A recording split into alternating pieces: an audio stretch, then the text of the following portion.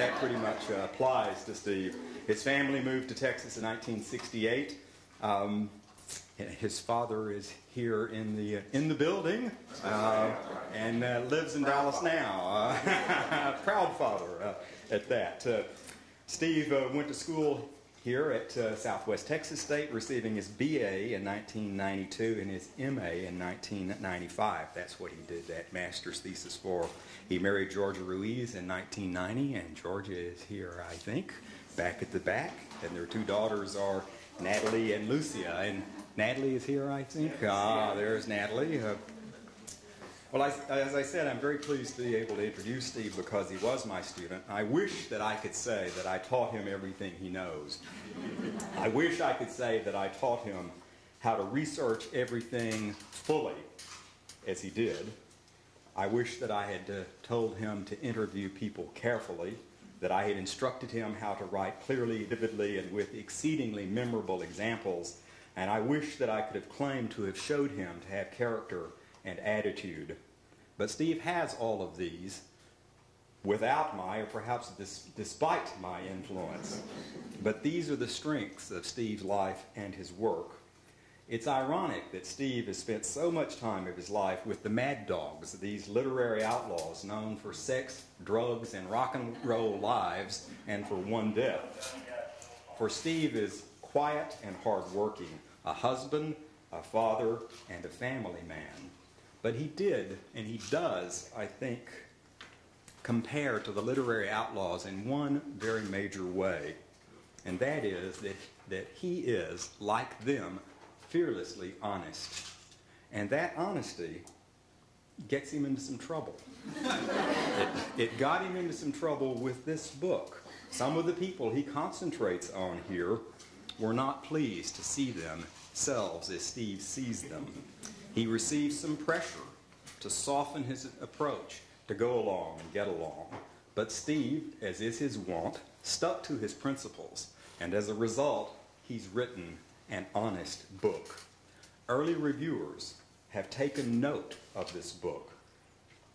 In the Austin American-Statesman, May the 9th, 2004, Patrick Beach wrote a remarkable article about a first book by a young writer, and it featured prominently. And there he said, against very long odds, the book is a heroic work on a sturdy tripod of extensive scholarship, fluid writing, and trenchant but bottomlessly humane criticism. That's pretty strong praise. Just this last weekend, in the Houston Chronicle, Elizabeth Bennett, in a review titled "Mad Dogs Howling in the Austin Sun." Not all of them were in Austin all the time, but at least that's the title of Elizabeth Bennett's review. And she's very positive about the book, and she says the result of all of Steve's work is a vivid account of the literary outlaws, of their extraordinary lives, as well as a no-holds barred examination of their work. And Steve Bennett, who I think is no kin to Elizabeth, Steve is the book editor for the San Antonio Express-News, also last Sunday, in a review entitled "Book Examines Impact of Six Writers of the 60s," said about the book, "He writes without pretension, without worshiping, but with obvious respect. His enthusiasm for the era is evident in the historical portraits he creates, and he also says his literary criticism is sharp and intuitive." And I think that's true about this book, and that's why it will be an important work in Texas literary history. It's filled with detail, it's filled with sharp observation, and it's filled also with the kind of humane assessment that I think characterizes Steve in everything that he does. A friend of mine who's fairly prominent in Texas literature sent me an email just a few days ago, and he said, Steve Davis has a lot to account for. He says, as a result of his book, there are a lot of people who are going to think that these Mad Dogs were a bunch of Shakespeares. And we'll have to see just how that assessment holds out. But today we get to hear a little bit of Steve Davis's work.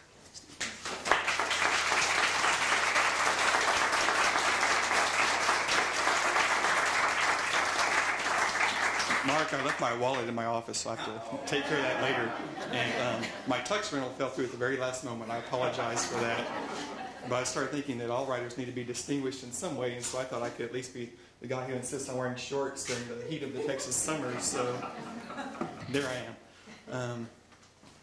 I should say that I actually did learn quite a bit as Mark's student, and one of the great things about the Center for the Study of the Southwest and the emphasis that we've had at this university on regional studies is the idea of an interdisciplinary approach to the region, which you could also call a holistic approach. And it's really a compelling way to look at a region like the Southwest or like Texas, because you break down the barriers between different academic departments. And so when you look at the Southwest, you look at it in terms of what its literature is, its history, its economics, its politics, and the environment. And when you start doing that, you get a really good sense of context, and that's a big part of what I picked up as Mark's student, and I've tried to carry that with me throughout. I should also say thank you to the wonderful staff here at the Southwestern Writers Collection. I have a number of great colleagues, wonderful people to work with, and I think only a few are boycotting today's reading. Connie Todd, I think, is sick. And Carla Eller, my colleague, she's the assistant curator for the Wittliff Galleries out photographing. But Michelle Miller is here, our wonderful marketing and press relations person. Beverly Fondren, our development officer. Tina Ibarra is here, and Mary Garcia is here. And I'd also like to just say, really, this book is a product of Texas State University, and it is because of my training through the Center for the Study of the Southwest and also here at the Southwestern Writers Collection. I'll get to that a little bit more in just a moment. But for me personally, I've been here about 10 years now. I started as a graduate student in '94. It's been really thrilling to be part of such an innovative and active part of the university that's really been doing so many great things. And it's been great for me to have a hand in shaping that growth and the vision that we've had for this place. So it's been a lot of fun.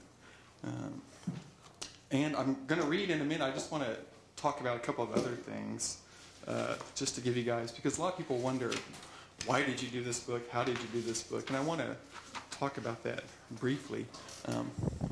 But let me say one other thing first, too, which is that the Writers Collection, as many of you know, is really, it exists through the generosity of a number of donors and people who have helped in all kinds of ways. And I wanted to take just a moment to recognize Emmett and Miriam McCoy, who have been great donors to the university and supportive of its vision, and also recently made a very generous gift to the Southwestern Writers Collection.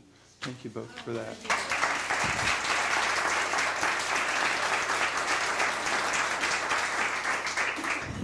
Well, when I started here in '94, my first job is the same job that Tina Ibarra handles very capably now.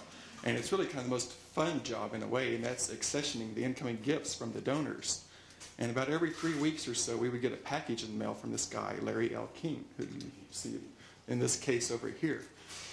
King, like the other writers, was somebody that I was sort of aware of. I had read some of King's work over the years and liked it. He was a very funny guy and a good writer. And so when I started getting these packages to accession, and when you're accessioning things, you're basically creating the original record for the material, doing the initial preservation and so forth. So you have to describe the material. And what we get from King are these letters, a big stack of letters every few weeks. And Larry L. King basically, for years and years and years, has kept every piece of mail that he's ever written or received. When he would send a letter out on his typewriter, he'd put a carbon sheet behind it, and send the original and keep the carbon for his archives. And there is a gap in his holdings at one point because his first wife burned everything that he owned. But after that, we pretty much have the rest of it.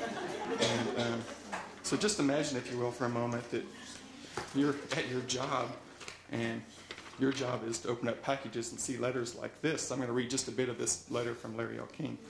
This was a letter that he sent to Bud Shrake shortly after Bud Shrake's made-for-TV movie, A Pair of Aces, was on television. And it references also King's own documentary on Texas politics, which you see the Emmy Award for on display over there. This was called The Best Little State House in Texas. This is the uncensored version. Okay. Dear Dr. Well, Dear Dr. Bud, seems like our letters crossed in the mail. It are indeed amazing that 30 million people seen Wittliff in his lobster man clothes and heard you emoting on that police radio. And I should say that Wittliff and Shrake both had small roles in this made-for-TV film. Your numbers beat mine back when I'd done the CBS Reports thing on State House politics in '81.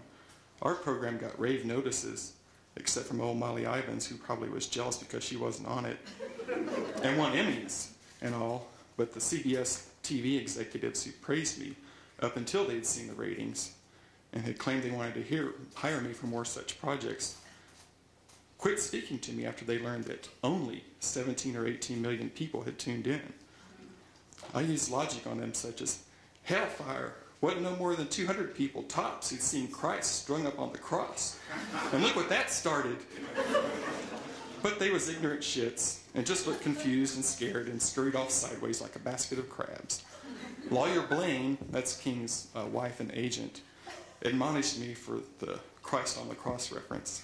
She said it was bad tactics, but what does she know about showbiz? So you know, you're working here and you see things like that. You get really kind of a personal look at somebody's life, which really a lot of literary scholars don't have the advantage of, or don't take advantage of, I should say.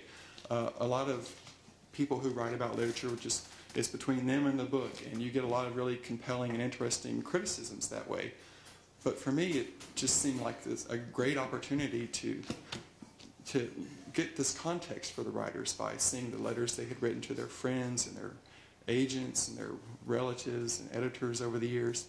And King's letters, I think we have somewhere close to 30,000 of them now, but you know, he's been good friends with congressmen. He was Jim Wright's chief staff person for a few years. Presidential candidates, he and Morris Udall are very close, and senators. King's also been really good friends with other writers like Norman Mailer, William Styron, Willie Morris, people like that.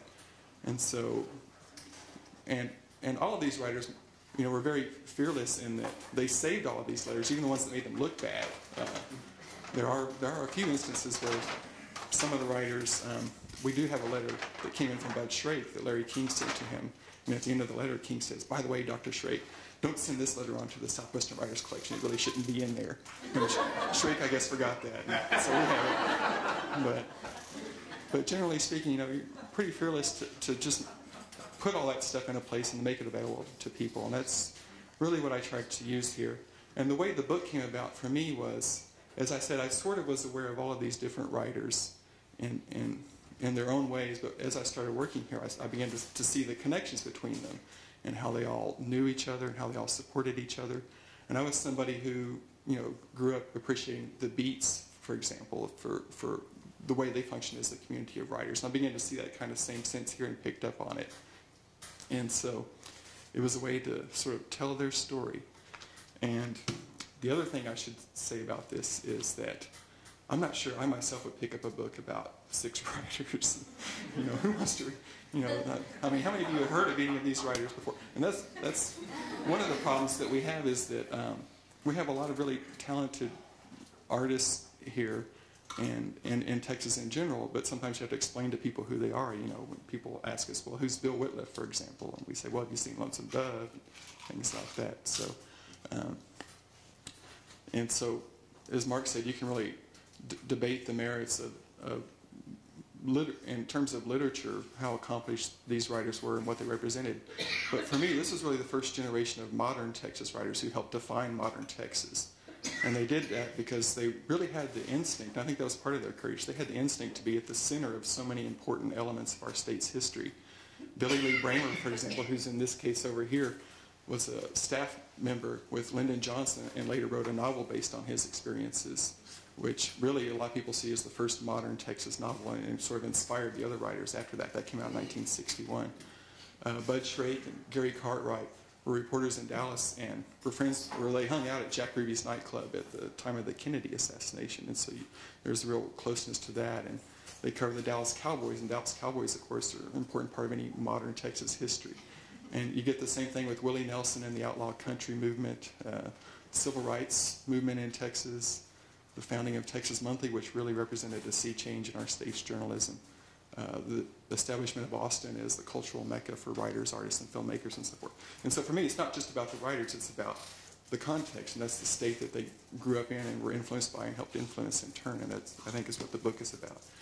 And so what I'll do here, if I still have time, is just, I'll dip briefly into 3 different sections of the book to sort of give you a sense of the setting and how the writers may have responded to it.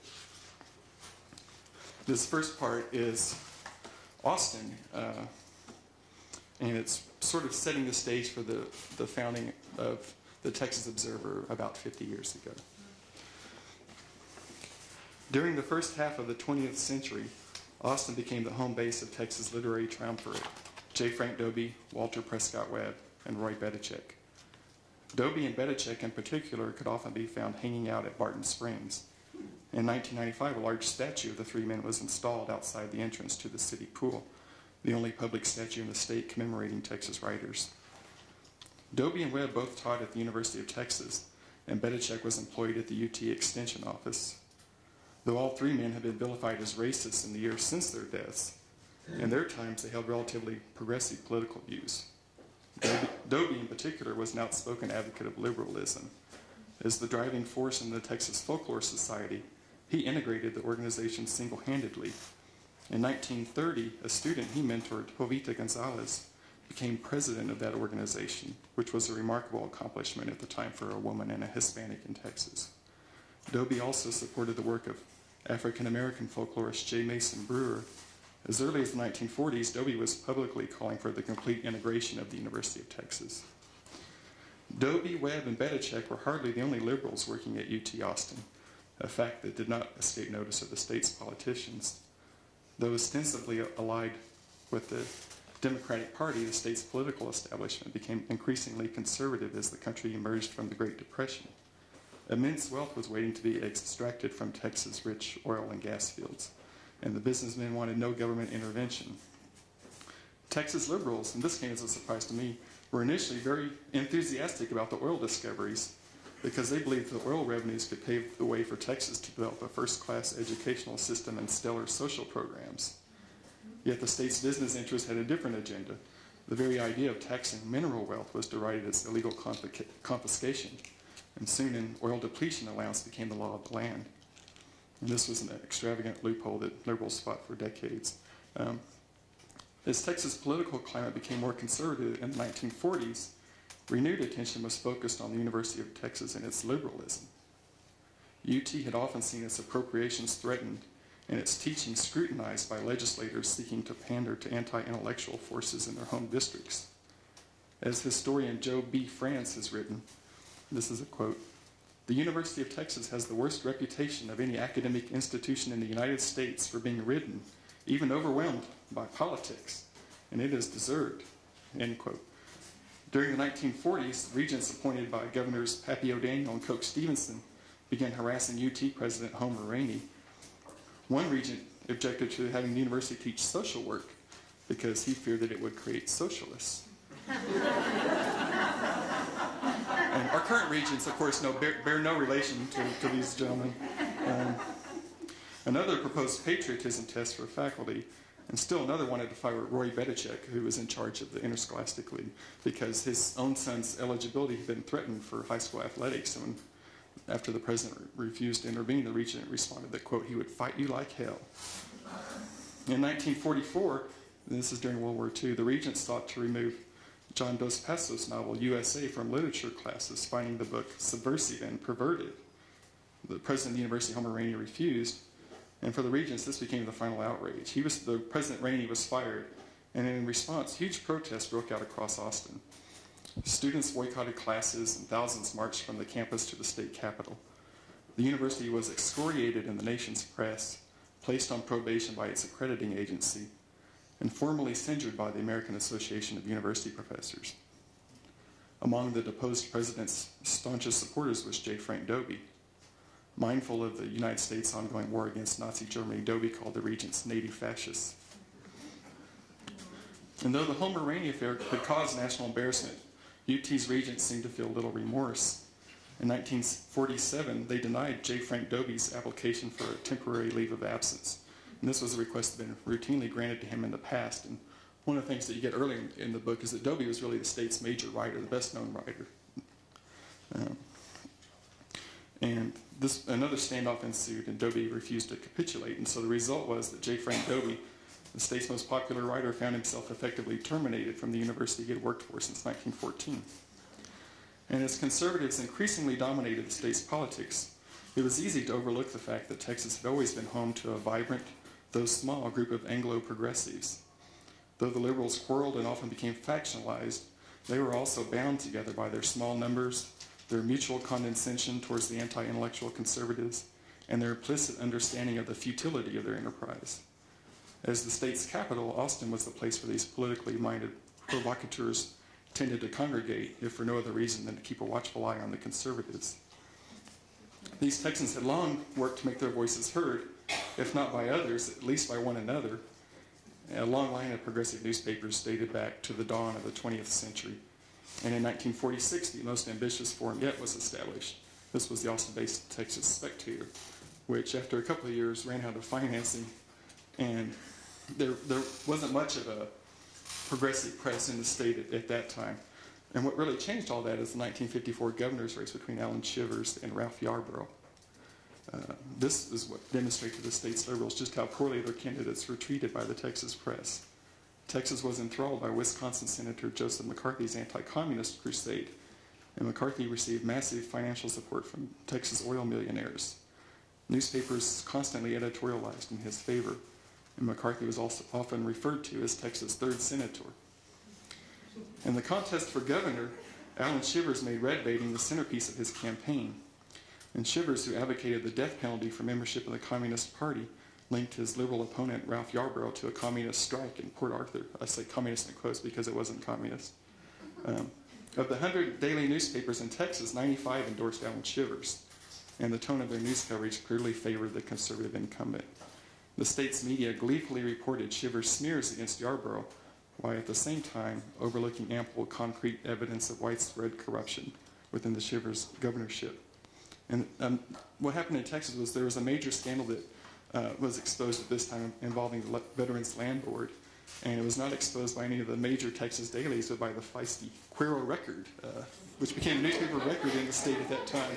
The Cuero Record won a Pulitzer Prize for its coverage, and I think what was interesting to some of the wealthy liberal backers was that despite the overwhelming support for Shivers among the press, Ralph Yarborough nearly won that election, and so that's when they decided we should get together and found a new publication that became the Texas Observer, and it's at the Texas Observer where Billy Lee Bremer basically got the material that helped him write The Gay Place. He started at the Observer and really single-handedly brought what's called the new journalism into Texas, and from the Observer was hired for LBJ's staff, and so that setting, that context is what really launched a lot of this.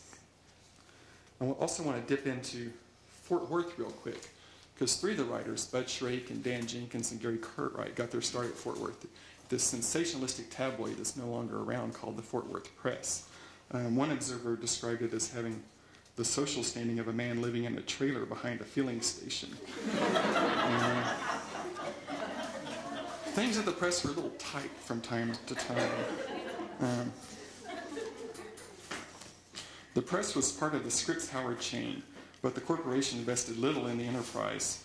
Accounts were frugally managed, often to the point of absurdity. Even pencils were carefully rationed. And when a staffer wore one out, he or she had to return the nub back to the cashier to receive a replacement. Typing paper was also hard to come by. Reporters were issued scrap paper, and sometimes they were asked to use the backsides of press releases.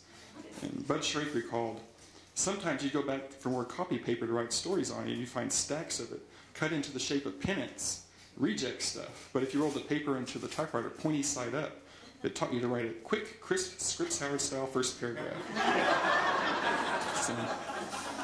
And as things turned out, it was the press's very marginality, its lack of journalistic ambition, that created the conditions right for a flowering of literary creativity.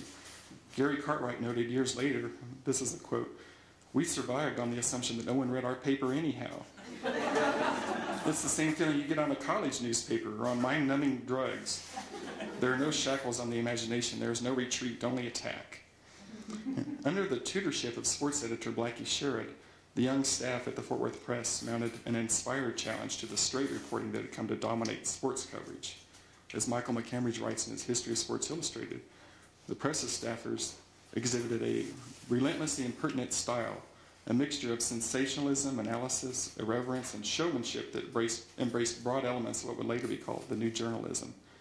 At a time when virtually every sports department in the country was sticking to the basics, trying to find out who, what, when, and where, Sherrod's charges asked why, and did so with an attitude. And what I think is, and what I say here, is that attitude had a whole lot to do with being in Fort Worth, a city that had always celebrated a wide open and rowdy approach to life. Established as a frontier outpost to protect white settlers from Native Americans, Fort Worth became a major supply station for cowboys driving cattle north in the late 1800s. And many hired hands drew their pay and headed straight for Hell's Half Acre, a place where prostitution, liquor, and gambling was complemented by fights, dismemberments, and murders. And even after this district was shut down, Fort Worth remained a major center of licentiousness. The 1917 telephone directory listed 178 saloons and just 16 churches. You know, all the while, these people in Fort Worth are looking upon their neighbor 30 miles to the east, Dallas, with a mixture of disdain and jealousy. While Fort Worth reveled in its frontier spirit, Dallas was seen as a pretentious department store culture. And though the two cities projected vastly different images, in reality they often competed furiously for the same resources. After Dallas won the right to host the 1936 state centennial celebration, Fort Worth, led by Amon Carter, responded with Billy Rose's ribald Frontier Centennial, which featured such attractions as Sally Rand's Nude Ranch. And Fort Worth's battle cry became, "Go to Dallas for education, come to Fort Worth for entertainment." During the Prohibition era, Fort Worth's Jacksboro Highway became a rekindled version of Hell's Half Acre, and that's when these guys were kids growing up. Home to dozens of illegal and drinking and gambling establishments. The city's elite were gambling, and no one was ever arrested unless the Texas Rangers were called in. And gambling became so entrenched in Fort Worth society during these years, there were even reports of children receiving slot machines as birthday gifts. And the chapter before this talks about Larry L. King in Odessa. And King, growing up in Odessa, you know, he took a typing class in high school. He was on the football team, I should say, big burly guy, but he also took a typing class. And that just brought him no end to the grief that he received from his teammates who would tell him, "Type a letter, Miss King," and things like that. Larry L. King wanted to try out for drama, of all things, and you can imagine the fist fights he had over that. And so part of the point I make is that Fort Worth is totally different. Bud Shrake and Bud Shrake and Dan Jenkins are both in drama in high school. I had no problems with it whatsoever. And but this last paragraph here sort of gives a picture of what's possible in a place like that. In Fort Worth, freedom was prized and held in higher regard than conformity, which ruled much of the rest of Texas. Experimentation was tolerated, even applauded if you could dance to it. It was in Fort Worth that Bob Wills met Milton Brown in 1930, and there they created Western Swing. This appealing and daring musical hybrid combined Anglo and African-American sounds in a starkly segregated age, blending Southern rural fiddle music with sophisticated urban ragtime and jazz. And though dancing was condemned in many parts of Texas, it flourished in Fort Worth's numerous honky-tonks. And Fort Worth had little in the way of high culture or sophistication, but it possessed plenty of free-willing energy. This was the environment in which Dan Jenkins and Bud Shrake were raised, and not surprisingly, it shaped their development as writers in important ways. And this last part I want to read is Dallas, 1963. And before we get to this chapter in the book, I'll talk a bit about how Dallas became. I should say that when I was a kid growing up in Dallas, I always wondered why people hated Dallas so much. It kind of bugged me, you know. It's like, this is my home. And why so many people blamed Dallas for the Kennedy assassination. And a lot of it really had to do with Dallas becoming ground zero for the country's far-right movement. It was a place where LBJ and Lady Bird were spat on during the 1960 election, a few days before the election was held.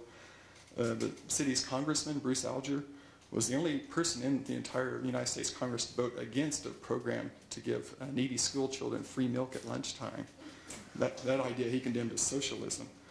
It was a place where the works of Pablo Picasso and Diego Rivera were banned from traveling exhibits, and library directors apologized for having put them up in the first place, which again, we have a library director here who would never do anything like that, and has had opportunities to do things like that and refused. So thank you, Joan. Place for the leader of the American Nazi Party described Dallas as, quote, having the most patriotic pro-American people in the country. And really, most significantly, it was the publisher of the Dallas Morning News, Ted Dealey, who just heaped all sorts of abuse on John F. Kennedy, called him a communist sympathizer, a crook, 50 times a fool. And most famously, he had a personal meeting with Kennedy where he told him that, I don't have the exact quote here, but essentially it was, people in Texas and the Southwest need a man, are looking for a man on horseback to lead our country, and too many of us think that you're riding Caroline's tricycle. And so Bud Shrake and Gary Cartwright were working for the Dallas Morning News as sports writers. And here's their story from Dallas, 1963. As fall 1963 approached, Shrake and Cartwright met Dallas club owner Jack Ruby, who came to the Dallas Morning News and handed out free passes to a strip joint, the Carousel Club. Ruby loved having newspapermen and cops around, feeling that they brought an aura of respectability to what he considered, quote, a fucking classy joint, unquote. Don't listen to this part, Natalie. A few days later, Shrake and Cartwright showed up. Because they were well-known columnists, Ruby made sure their drinks were free. Ruby's star stripper was Jada, a striking orange-haired woman whose act consisted mainly of hunching a tiger skin rug and making wild orgasmic sounds with her throat. As a grand climax, Jada would spread her legs and pop her G-string. And after that first night at Ruby's club, Bud Shrake and Jada began dating.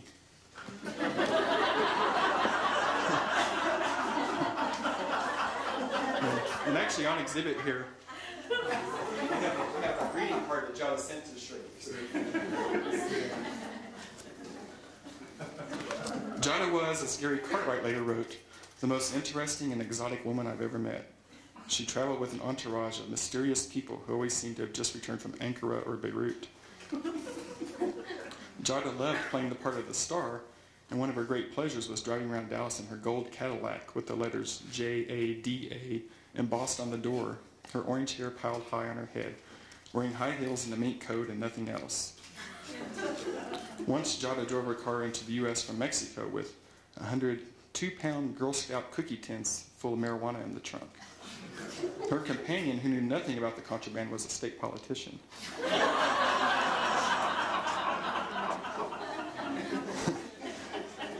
The first thing Jada did at the customs office was to fall out of the Cadillac with her mink flaring open, revealing to the startled customs officers far more than any customer at the Carousel Club ever saw.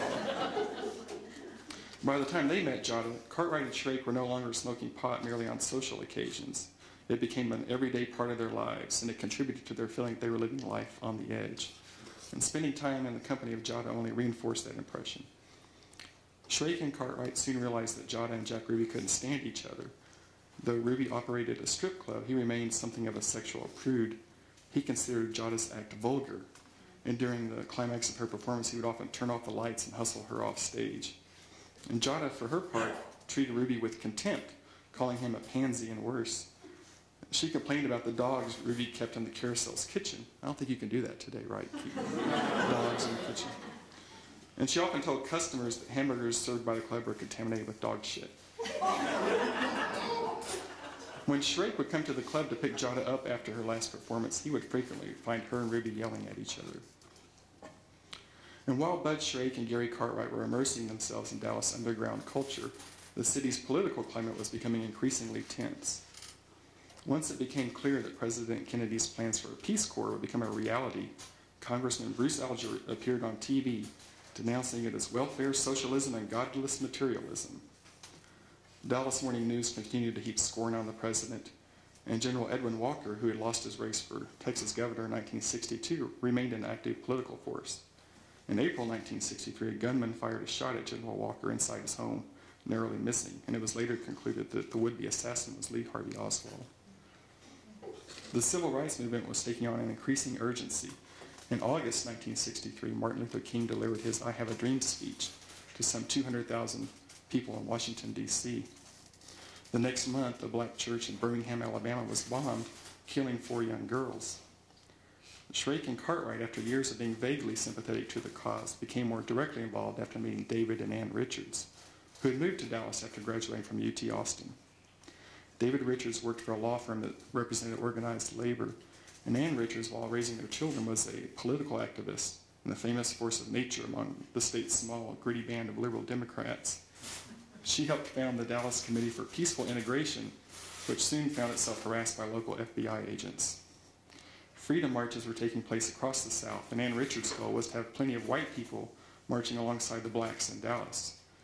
Cartwright said, "She made sure that Shrake and I joined the marches, though the Dallas newspapers refused to carry any news of the events. The newspaper's management certainly was aware that these marches were taking place because they often marched right in front of the newspaper buildings." And Cartwright said, I remember one march that carried us right by the front of the Dallas Morning News building, and Bud and I did our very best to become as inconspicuous as possible at that moment." In October, the U.S. ambassador to the United Nations, Adlai Stevenson, announced that he would travel to Dallas and give a speech for UN Day. The United Nations was an object of particular hatred in Texas. It was considered an instrument of the worldwide communist conspiracy by right-wingers. Get the U.S. out of UN billboards were common throughout the state.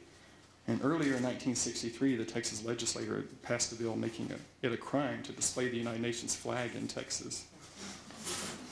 And so when UN Ambassador Stevenson's challenge to Dallas would not go unanswered, Governor John Connally was persuaded to proclaim October 23rd, the day before Stevenson's visit, U.S. Day.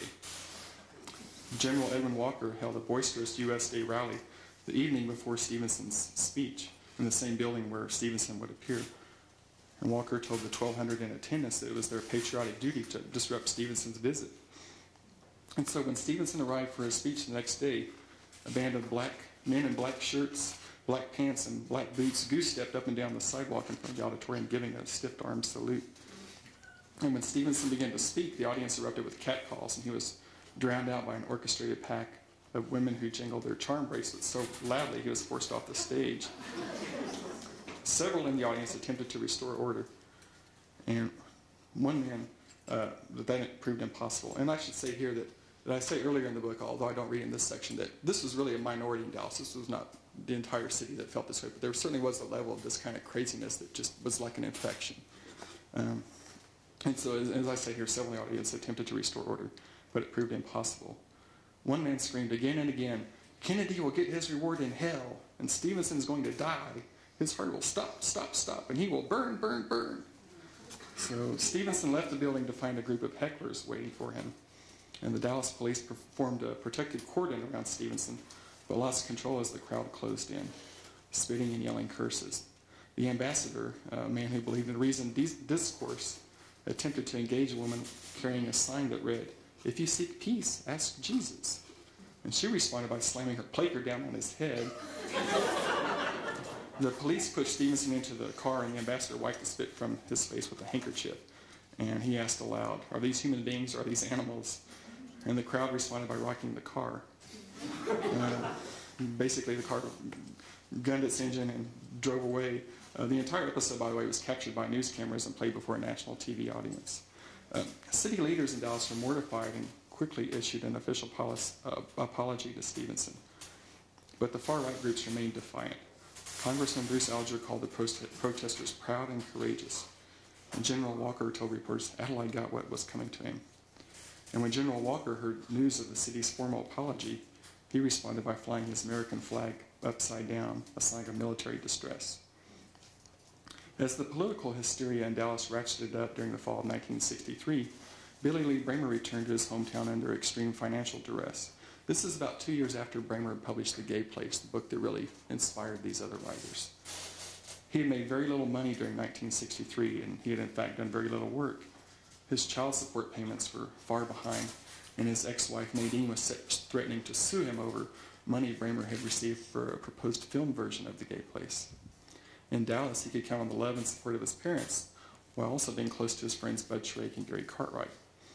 Bremer also returned to something of a cultural avatar.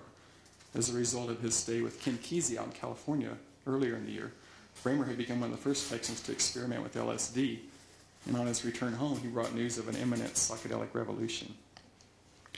In November, it was announced that President John F. Kennedy would make a trip to Texas, and Dallas was on his itinerary.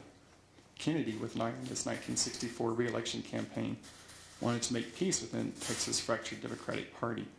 And this was basically a feud between the conservative wing and the liberal wing. And I'll just say that when Kennedy's trip was set, Dallas's business establishment, recognized that you need to have sort of an orderly society to lure these people away from these companies away from the Northeast to do business in Dallas. And so there was really this kind of big movement to be polite to Kennedy while he was here. And even the Dallas Morning News went along with this program, by the way. And the weekend before November 22nd, Gary Cartwright married an airline stewardess he had known about 3 weeks. Not quite sober, he and his bride were driven to Oklahoma by a man named Richard Noble, whom Cartwright also barely knew. Cartwright, by the way, said in his defense that he'd always wanted to marry a stewardess. So. And he was kind enough to join me at Barnes & Noble in Austin last week, and he introduces his wife Phyllis as his current wife, although they've been married 30 years now. So.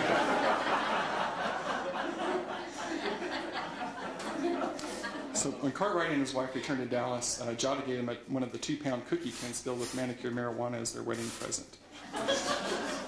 And Bud Shrake and Jada were continuing their love affair despite Jack Ruby's increasingly angry protestations. On the evening before Kennedy's visit, Shrake received a phone call at his apartment, and on the line was Ruby, asking if Shrake had seen Jada. Shrake said no, and then Ruby told him, "Don't let that woman in your apartment anymore. You better stay away from her if you know what's good for you." And Shrake asked, "Are you threatening me?" "Oh, no, I didn't mean for you to take it that way," Ruby said. "I'm just telling you this for your own good." And on the morning of Kennedy's visit, the Dallas Morning News undid everything for which the business establishment had worked.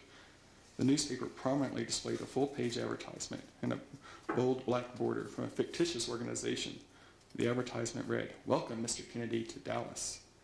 And from there, the ad listed 12 specific grievances, pretty much all of which accused Kennedy in some form of having sold out the country to the communists. And even more chilling was this privately distributed handbill, which appeared on the front doors of homes throughout the city. And this was an effort coordinated by General Walker. And these handbills they read, "Wanted for treason," and they featured 2 photos of Kennedy that were done like a mugshot. And there was also a lot of angry language denouncing Kennedy as a traitor to the country.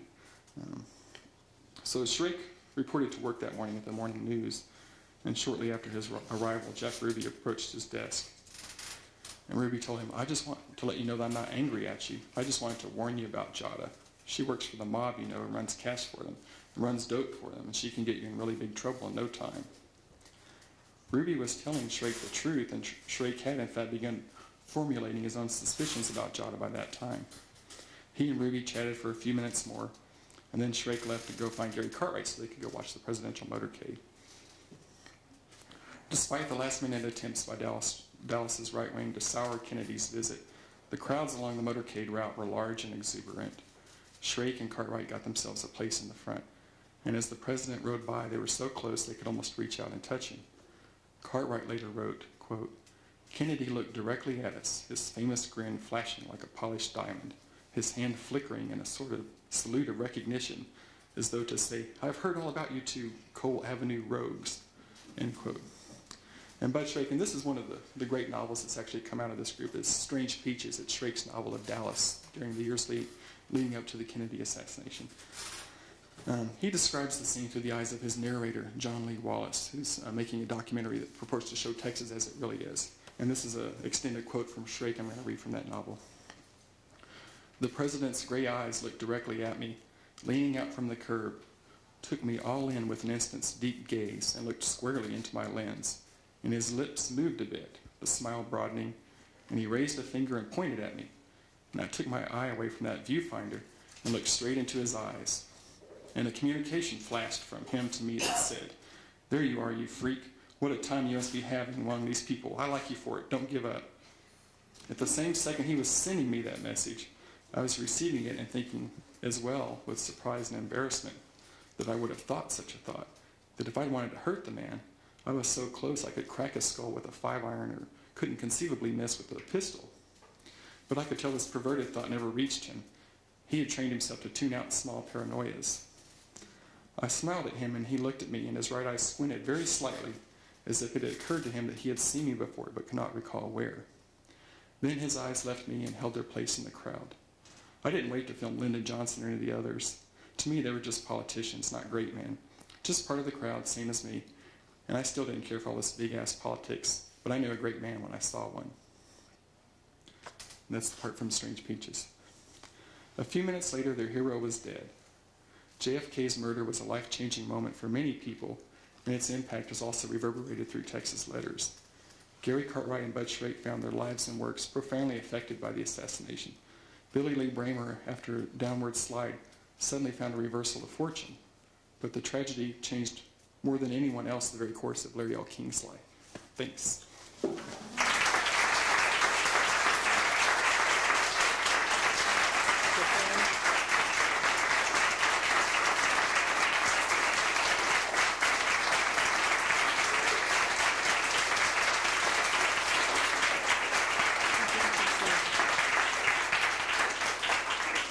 Steve said he would take a few questions. If anybody has a question for him.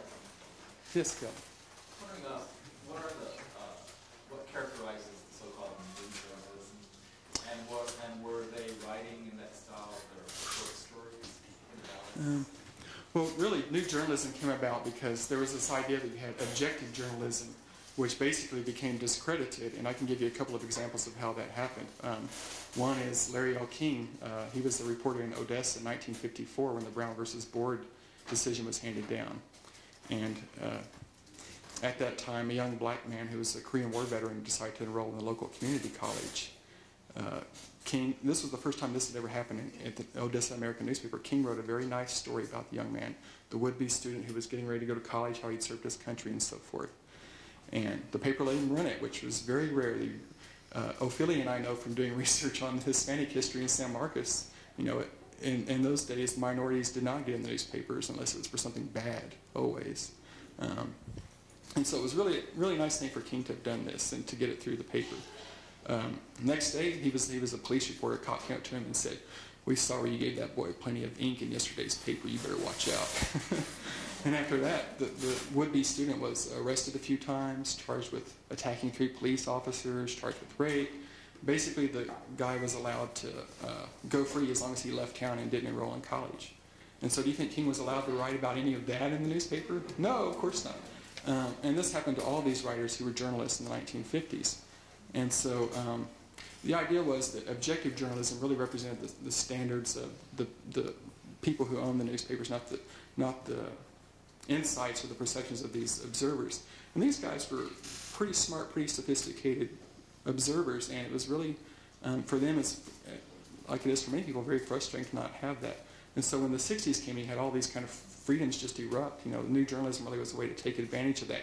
And basically, it incorporates the reporter's personal take on a situation into the story. So that's the idea. Anybody else? Jerry? Did you actually get any actual reaction from the people that you included in the book? And if so, what was the reaction? Well, it was mixed.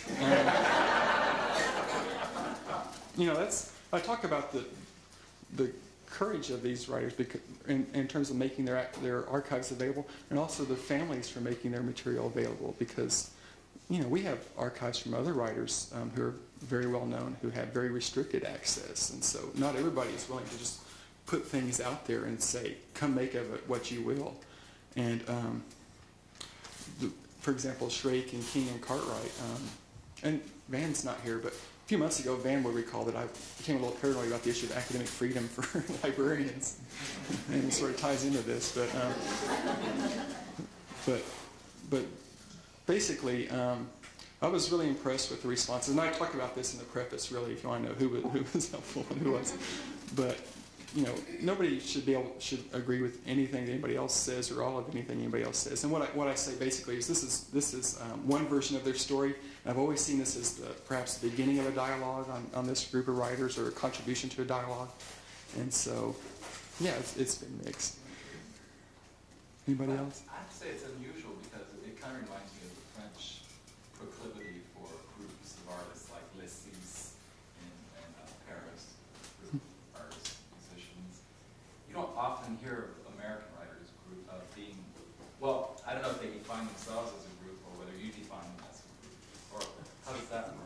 Well, it was a little bit of both, really.